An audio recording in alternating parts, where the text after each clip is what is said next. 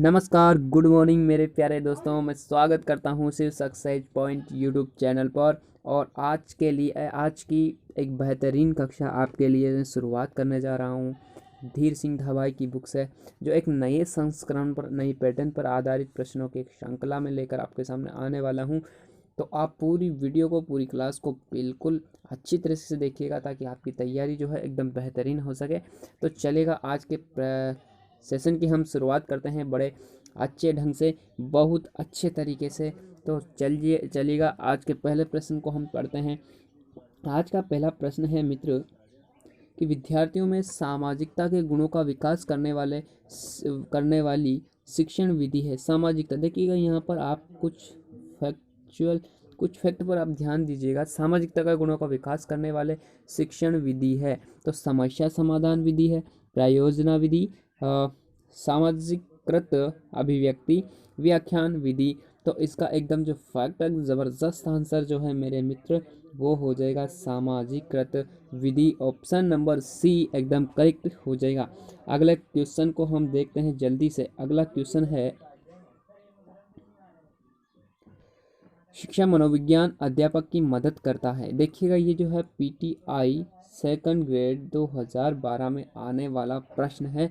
Option पहला है कि वह अध्यापक को बच्चों के प्रति लापरवाह बना देता है। तो ये तो गलत है भैया, ये लापरवाह क्यों बनाएगा। वह अध्यापक को दर्शन शास्त्र और सामाजिक विज्ञान के प्रति उपेक्षित बना देता है। ये उपेक्षित शब्द यहाँ पर नेगेटिव आ गया, इसलिए ये भी गलत हो जाता है।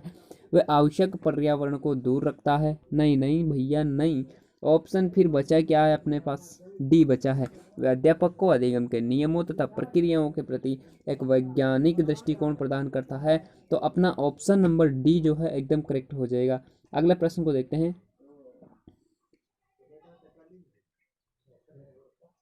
अगला प्रश्न है, एक अध्यापक शिक्षा मनोविज्ञान के अध्ययन के बिना अपना कार्य पूरा नहीं कर सकता है, क्योंकि मनोविज्ञान वैयक्तिक भिन्नताओं और शिक्षा की समस्याओं के हलों से गहन रूप से संबंधित है। शिक्षा मनोविज्ञान अधिगमकर्ता के व्यक्तिगत तथा सामाजिक समायोजन की उपेक्षा करता है। ये उपेक्षा यहाँ पर नेगेटिव शब्द आ गया।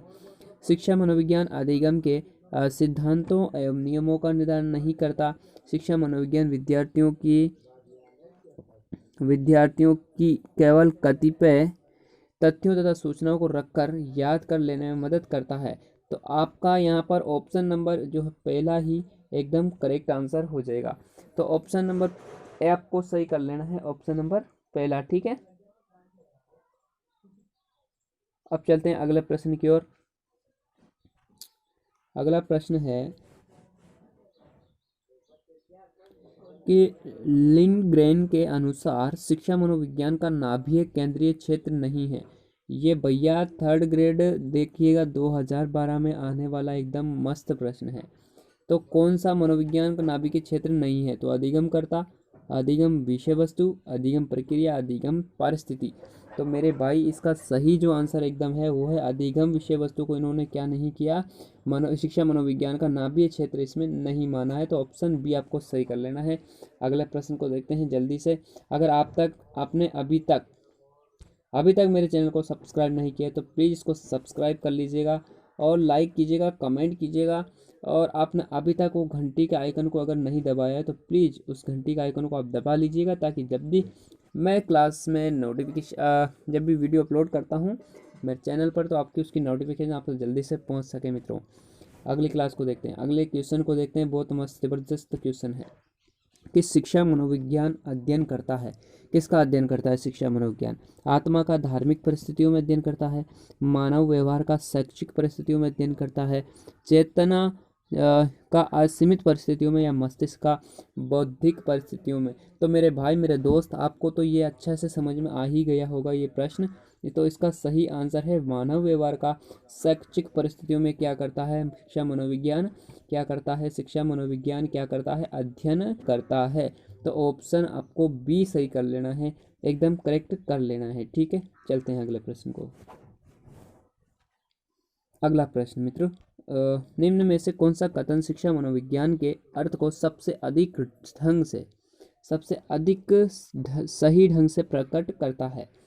तो ऑप्शन पहला है ये व्यक्ति के मन के अध्ययन का विज्ञान है, ये व्यक्ति के अनुभवों का विज्ञान है, इसका संबंध केवल ये देखिएगा केवल व्यक्ति के सामाजिक प्रक्रियाओं से है, और डी ऑप्शन है ये शिक्षा को मनोवैज्ञानिक आधार प्रदान करता है। तो देखिएगा ऑप्शन नंबर जो क्वेश्चन नंबर जो 6 है उसका सही आंसर कौन सा होगा? इसका सही आंसर होगा कौन सा होगा? जल्दी से इसका सही आंसर बता दीजिएगा। इसका सही जो आंसर वो एकदम है वो है ऑप्शन डी, यानी कि ये शिक्षा को मनोवैज्ञानिक आधार प्रदान करता है। ऑप्शन नंबर डी आपको एकदम करेक्ट कर लेना है। अगले क्वेश्चन को देखते हैं।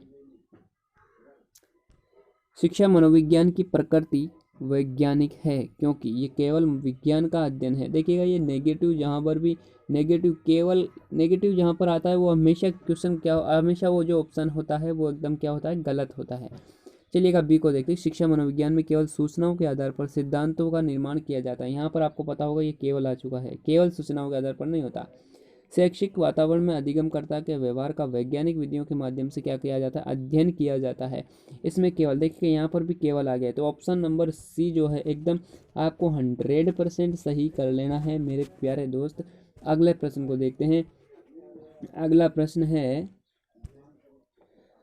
शिक्षा के प्रति मनोविज्ञान का सबसे महत्वपूर्ण योगदान निम्न में से कौन सा है? शिक्षा के महत्वपूर्ण लक्ष्यों का पता लगाना, व्यक्तिगत गुणों के आधार पर शिक्षार्थियों का विभाजन, मानव व्यवहार का ज्ञान प्रदान करना, उचित शिक्षण विधियों को अपनाने में सहायक होना। तो इसका जो सही आंसर मुझे जल्दी से इसका सही आंसर है मानव व्यवहार का ज्ञान प्रदान करना। कौन से व्यवहार का ज्ञान प्रदान करना भाई? मानव व्यवहार के ज्ञान का प्रदान करना। अब जल्दी चलिएगा एक बार मैं आपको बता देता हूँ। अभी मित्र अभी तक आपने मेरे चैनल को सब्सक्राइब नहीं किया है तो प्लीज़ इसको सब्सक्राइब कर लीजिएगा, लाइक कीजिएगा वीडियो को, क्लास को, और कमेंट भी कीजिएगा। यकीन मानिएगा आपका कमेंट से मैं अधिक और भी मोटिवेट होकर के आने वाली जो क्लासें हैं वो ज़बरदस्त आपके लिए लेकर आऊँगा। तो जल्दी से इसको सब्सक्राइब कीजिएगा, लाइक कीजिएगा, कमेंट कीजिएगा। अब अगले प्रश्न को देखते हैं। अगला प्रश्न है सर्वप्रथम मनोविज्ञान को किस विषय का अध्ययन करने वाले विषय के रूप में परिभाषित किया गया है? बहुत अच्छा क्वेश्चन है भाई। क्या मन का अध्ययन, क्या आत्मा का अध्ययन, चेतना का अध्ययन, या फिर व्यवहार का अध्ययन? तो देखिएगा सर्वप्रथम आत्मा का अध्ययन के रूप में इसको जाना जाता था। सर्वप्रथम आत्मा का अध्ययन किया जाता था, फिर मन का अध्ययन किया जाता था, फिर चेतना का, और आधुनिक समय में मेरे भाई व्यवहार का अध्ययन किया जाता था। लेकिन क्वेश्चन क्या पूछ रहा है कि सर्वप्रथम, तो यहाँ पर आत्मा का अध्ययन ऑप्शन बी एकदम करेक्ट हो जाएगा। आपको पता होना चाहिए कि एक परिभाषा जो दी थी वुडवर्थ ने, जो कि एक मनोविज्ञान की यात्रा परिभाषा थी कि सबसे पहले मनोविज्ञान में आत्मा का, फिर मन का, फिर चेतना का, और त्याग किया और वर्तमान में व्यवहार को अपनाया। ये परिभाषा बहुत ज़बरदस्त है वुडवर्थ साहब की, एकदम खतरनाक परिभाषा है भाई, उसको याद कर लेना आप ना। तो आप ये सब उसको याद कर सकते हो। चलिएगा प्रश्न नंबर 10 हम देखते हैं। ये रहा। ग्रीक भाषा के शब्द साइको का अर्थ है मन है, व्यवहार है, आत्मा है, या चेतना है? तो साइको ये तो आपको पता हो गया होगा कि भाई साइको शब्द जो है, साइको शब्द, ये जो साइको शब्द है ये कौन सी भाषा का शब्द है? तो ये आपको पता हो गया होगा, ये साइको। अब इसका अर्थ क्या है? इसका अर्थ है मेरे भाई आत्मा। इसका अर्थ क्या है मेरे भाई? आत्मा है, यानी कि आत्मा जो है एकदम करेक्ट आंसर हो जाएगा। ये प्रश्न आ चुका है मेरे भाई Sanskrit second grade 2010, third grade शिक्षक भर्ती 2012 में, यानी कि 2 एग्जाम में ये क्वेश्चन आ चुका है। और आज के लिए एक समस्यात्मक प्रश्न मैं आपको देने वाला हूँ, आपके लिए एक समस्यात्मक प्रश्न मैं देने वाला हूं। अभी तक आपने लाइक नहीं किया है वीडियो को तो लाइक कीजिए मेरे मित्र, लाइक कीजिएगा, जल्दी से इसको लाइक कीजिएगा। अब देखिएगा कल आपको इस प्रश्न का मुझे कमेंट बॉक्स में आंसर दीजिएगा, आपका नाम लिखकर मुझे उस कमेंट में आपका नाम जरूर लिख के बताना मेरे को, ताकि मैं आने वाली कक्षा में आपका नाम ले सकूँ मेरे मित्र। चलेगा, इस प्रश्न का उत्तर आपको देना है। इस प्रश्न का क्या है कि निम्न में से कौन सा क्षेत्र मनोविज्ञान के अंतर्गत नहीं आता? सामान्य मनोविज्ञान, औद्योगिक मनोविज्ञान, हार्दिक नहीं है मित्र। यहाँ पर आपको क्या कर लेना है? आर्थिक मनोविज्ञान। क्या कर लेना है? आपको कर लेना है आर्थिक मनोविज्ञान, पशु मनोविज्ञान। ठीक है, हार्दिक नहीं, यहाँ पर आर्थिक आपको कर लेना है, थोड़ा सा करप्शन आपको कर लेना है। इस क्वेश्चन का आंसर आपको मुझे कमेंट बॉक्स में दे दीजिएगा, आपका नाम जरूर लिख के दीजिएगा उसमें। तो चलेगा, एक बात और मैं आपको थोड़ी सी बता देता हूँ कि अभी तक आपने चैनल को सब्सक्राइब नहीं किया है मित्रों, तो जल्दी से इसको सब्सक्राइब कर लीजिएगा, लाइक कीजिएगा, शेयर को जल्दी से इसको अपने दोस्तों के सभी मित्रों के साथ इसको शेयर कर दीजिएगा। आज के 10 प्रश्न, आज आपके 10 प्रश्न आपकी ज़िंदगी के लिए बहुत इंपॉर्टेंट हो सकते हैं, बहुत खास हो सकते हैं। तो चलेगा, आज के लिए इतना ही मित्रों। जय हिंद, जय भारत, राम राम।